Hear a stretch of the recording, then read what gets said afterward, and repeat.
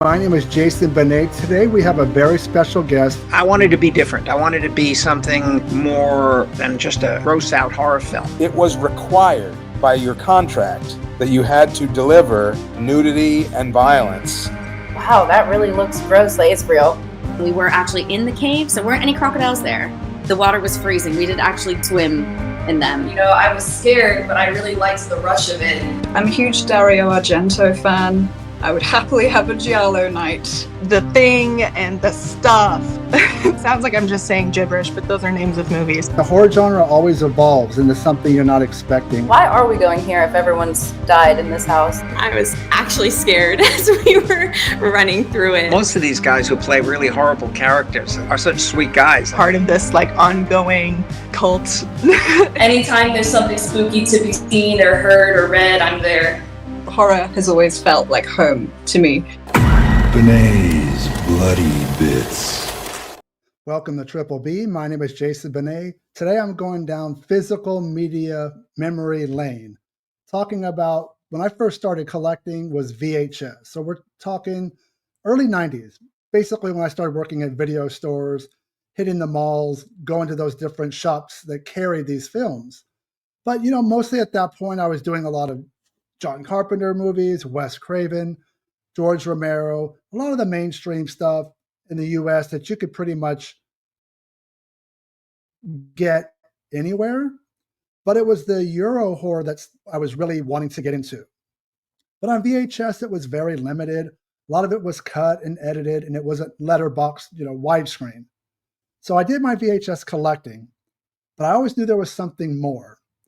Laserdisc was the path that I didn't go down, but I knew it was superior to VHS because of the widescreen formatting, the picture quality, the deleted scene, director's cut, the trailers, behind the scenes stuff that VHS really couldn't put on the formats.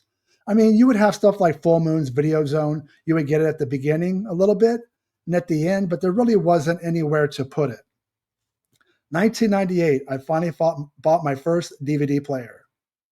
The first movie I purchased was John Carpenter's The Thing. And I remember it like it was yesterday because I had already put the player, hooked it up, put the movie in, but I did the cables last. So I'm behind this bulky ass. Remember what TVs were like then. Big and took up too much space. And I'm back there trying my best to figure out the cables and stuff. And I finally got it working.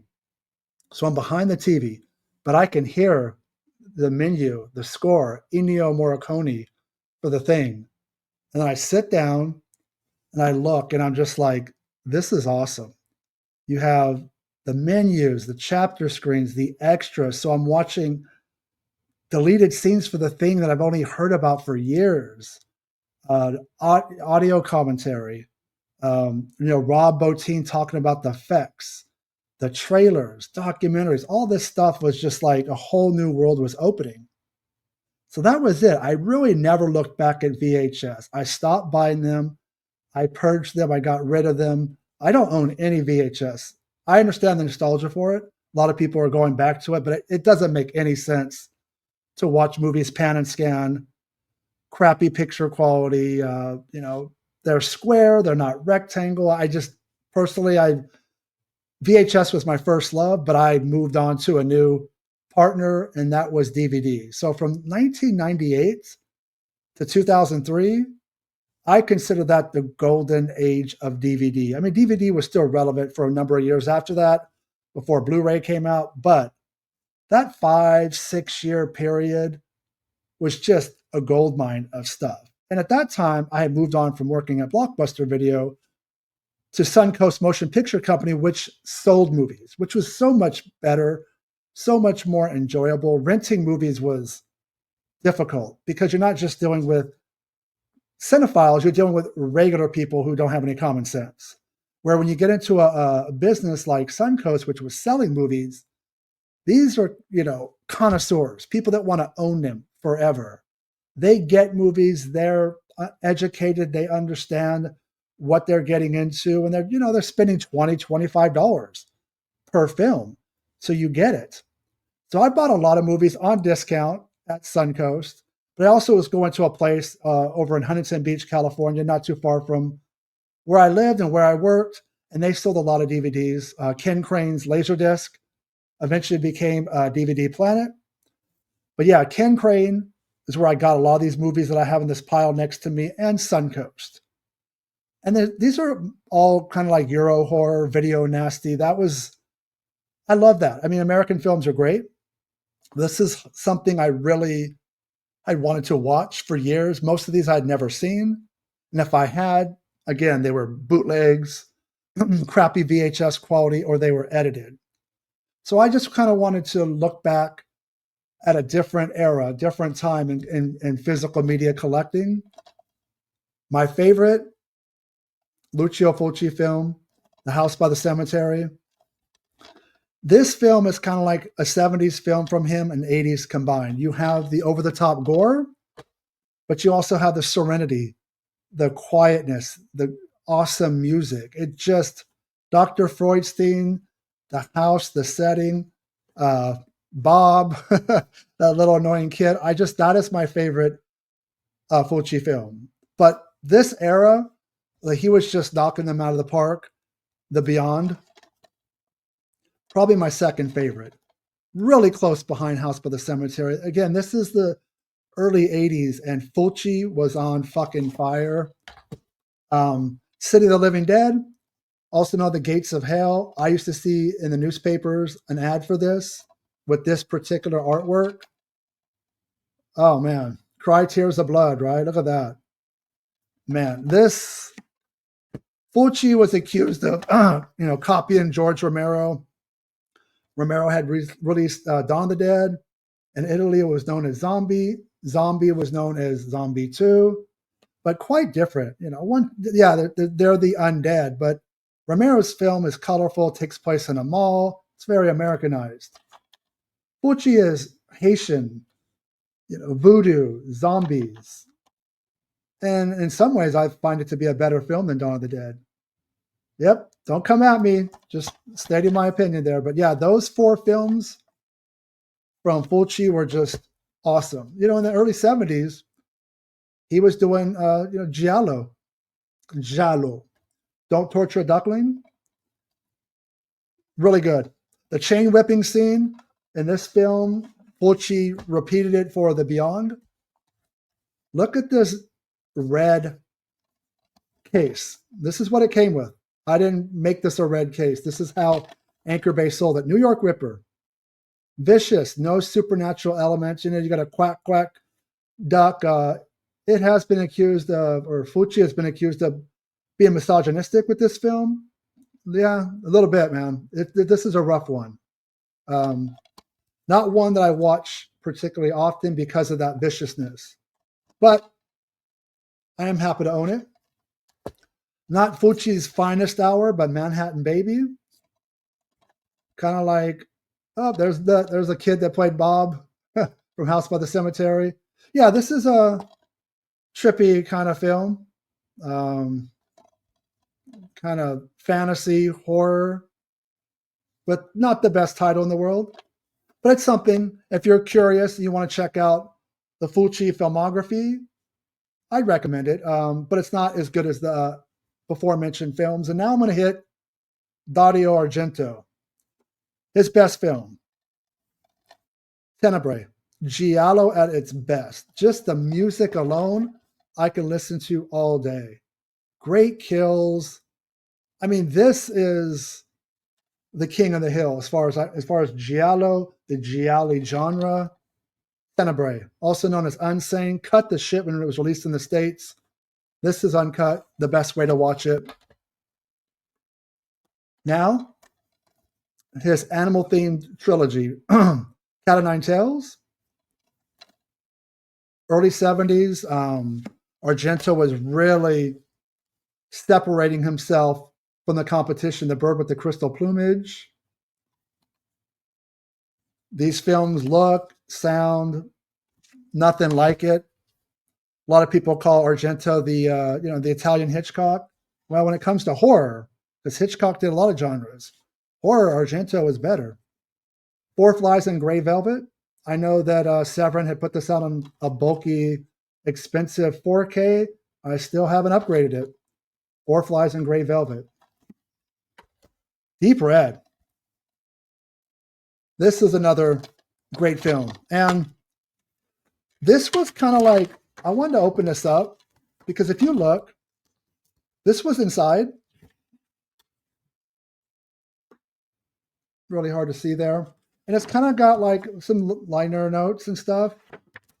I really think that this was kind of like the blueprints for possibly, if this had a different artwork, unfortunately it's the same, the early stages of slipcovers. I think they didn't know what was coming, but if they could have had a different artwork and this was a sleeve, you could have put it right in the front of this with the better artwork. This is terrible artwork. I don't know why they chose this, but I think they were onto something by putting those inside the disc. And later on, I mean, slipcovers are king, right? Phenomena. I first saw this on VHS underneath the title Creepers, and it was cut by almost a half hour. Not the same film. This is the way to watch it. Jennifer Connelly, Donald Pleasance, a crazy monkey, chimpanzee, slashing, bonkers film. But again, totally mid-'80s. Love this film. Opera is, in my book, the last classic film from him. After this, he did an episode of Two Evil Eyes. He did Trauma. Things changed. The movies didn't look or feel. The prowling camera work was gone. The pulsating score. The violence might have still been there, but not done as well. Opera. As far as I'm concerned, that's the last of great Dario. Suspiria. This is, look at this. This thing is bulky as can be. Multi-disc. 3-disc. Man. Bill Lustig and the guys over at Anchor Bay really knew what they were doing, going after the Euro horror film. Let me tell you something about how physical media has changed as far as the numbers. Now, if a studio like a boutique label puts out a big title, like let's say Vinegar Syndrome did The Keep, I want to say the run print copy was about 12, 13, 14,000, somewhere in that ballpark.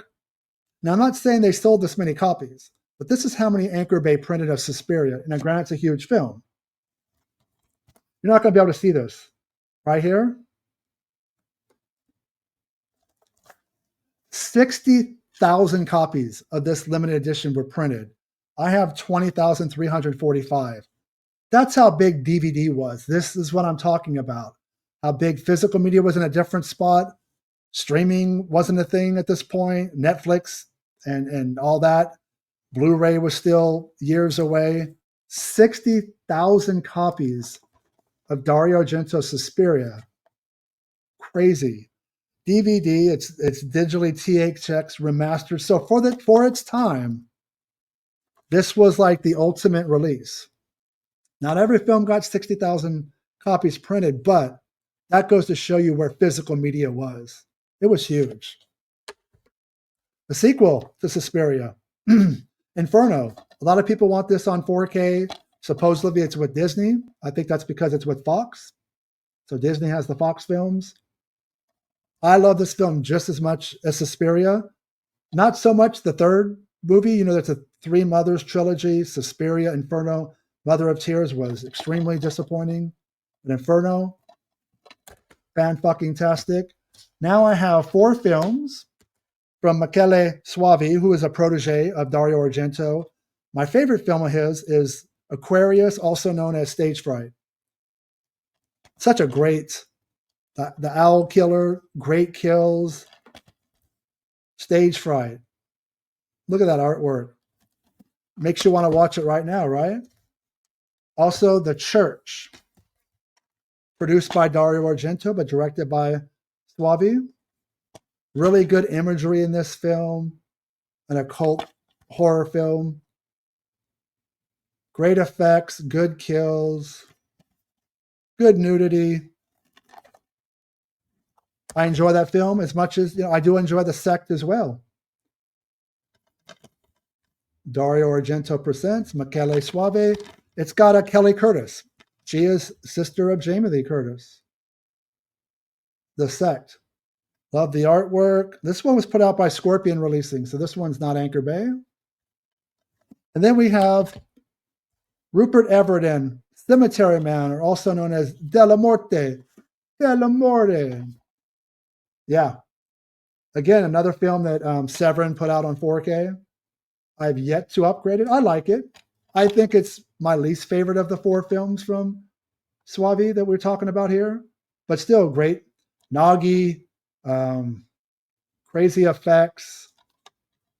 Really takes place in its own world. If you know the ending, how that works. I know Severin had made a snow globe. That is fitting. And you can actually see it's almost like this artwork is a little bit circular, like it kind of stretches on the side, kind of giving away a little bit about the ending.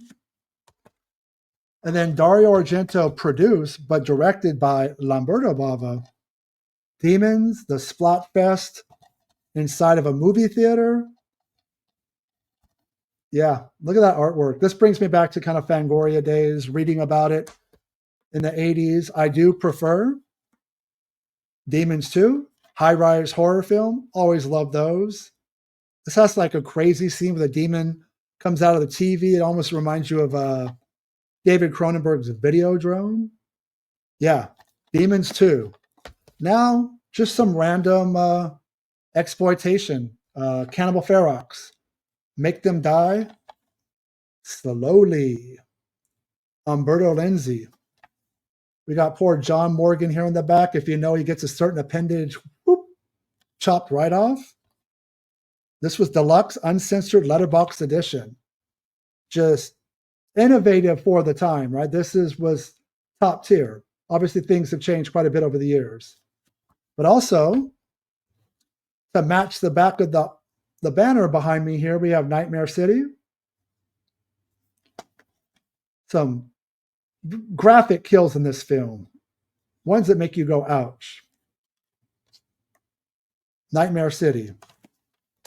And we're going to round this out with the maestro, the godfather of Italian horror, Mario Bava. Shock. Prepare yourself. Look at that. Great artwork. Yeah, that's just some of them. I have quite a few other DVDs in my collection, some Euro horror, some not, but I do hold on to them. Some I've upgraded to Blu-ray and 4K, and a lot of them I haven't. There is nostalgia factor why I keep them. Some of them I love more than others. I don't want to go down the road of triple dipping, double dipping, all that stuff. So I do hold on to these things, and I get why people do that. I know with VHS, I don't understand it as much because, well, let me rephrase that. With VHS, if you're just watching it, even though it's available in these other formats, it doesn't make sense. Because I would rather have letterbox, widescreen, uncut, pristine, extra features. Now there are thousands of movies that are on VHS that have never made it to any disc format, and maybe they never will. Either music rights or the people that own it don't want to sell it. That's why you're seeing a lot of these boutique labels, whether it's Screen Factory, Vinegar Syndrome, Severin, Terror Vision, whoever, you name it. They're having to do 4K upgrades, a movie that have been put out on Blu-ray already, just because the well is running a little bit dry on what's available and what's out there. So you're still seeing a mixture of new to disc stuff, but you're seeing a lot of re-releases. Eventually they come out on Steelbook and all these different variations, and that's fine. But for the DVD format, late 90s, early 2000s was a gold mine. I was working at Suncoast Video from 1998 to 2002. A few years later, I worked at a place called DVD Planet, it used to be Ken Crane's Laserdisc. Changed ownership, became DVD Planet. They're long gone. I believe there's still a Suncoast motion picture company open somewhere in the United States in a mall. But now we really don't go in stores. I mean, I know there's some brick and mortar video stores like Vinegar Syndrome has a couple, but those days are gone, as sad as it is to say, where we walk into video stores and buy movies and, talk to fans and other collectors. You're looking at videos, and it's still out there. I mean, you still have places like Amoeba Music and stuff, but we're pretty much buying these things online directly from the labels or through Amazon or Orbit or Diabolic or whoever. And that's fine as long as we're buying physical media. And I'm not anti-streaming, but streaming, you don't own it because they can take it away at any time. Physical media, as long as you treat it properly, you own it forever. So this was nice to pull these out. These are kept in my garage. I can't fit everything in my house because I've been collecting for 30 years, though I've sold off quite a few things along the way. I have a cabinet in my garage. This is where they were, and it's kind of like seeing an old friend. I mean, a lot of these I can remember exactly when and where I purchased them. And it was a long time ago. It's quite a bit younger, 20, 25 years ago. These are old discs, but they still work. And I looked at a lot of the discs. There's no rot. There's no dry rot. As long as you take care of them. I know Warner Brother had some issues with some of their discs, but that was on their problem. They screwed up, but a lot of these work. And I just want to thank people like Bill Lustig at Anchor Bay, Synapse Films, Elite, all these old school, boutique labels. They were the first generation of disc releasers, before there was Vinegar Syndrome and Severin and Scream Factory and all these different places. This was the way you got your physical media. And don't take advantage of what we have now. Even though we're not printing the amount of copies that we used to, this is the golden age of physical media now. Even more so than this. This is the DVD golden age. Right now, you have to remember, these movies were months, years apart. Like Anchor Bay would do like 2 Fulci films, and then maybe 4, 5, 6 months later, you got 2 more. And then 6 months later, 2 Argentos. So they were spread out. The amount of movies that get released now by different labels, it is staggering. It is astounding. On a weekly basis, just my phone blows up. I'm following different people on social media, and all these movies that are coming out, you can't even keep up with them. How many people out there have movies that are still shrink wrapped? Not because you don't want to watch it, but you don't have time to keep up with it all. That's how good we have it now. So don't take it for granted. Who knows how long it's going to last? I think physical media is forever, but we're starting to see a change. We're starting to see a lot of reissues, upgrades of the same films. And then sprinkled in with those are new to disc films. So just enjoy it because it's about the film. I hear a lot of online anger and chatter about certain movies get released and it's not for you. Well, you don't like every movie, correct? Then you're not going to like every release. Not every movie that comes out is for me. So I don't get angry about it. But I'm just like, man, that's cool because somebody's going to want it. Somebody likes that film. It's somebody's favorite film, right? Every film is somebody's favorite film. So that's the way I look at it. But when something does come my way that I really want, I'm a happy camper. So anyways, that was it, guys. I just want to go down DVD memory lane, talk about physical media. Thank you guys for watching. Sound off in the comments. What are some of your favorite memories of collecting, regardless of the format? Talk to you soon. Stay scared.